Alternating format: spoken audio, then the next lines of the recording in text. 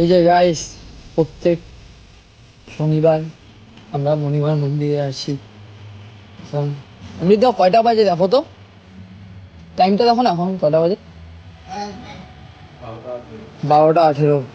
আমার দাদারা সব ভিতরে গিয়ে মাকে প্রণাম করতে যাচ্ছে, মার সামনে যাচ্ছে, কিন্তু আমি যাইতে পারতেছি না মার সামনে। এটাই আমার কষ্ট। আর এই যে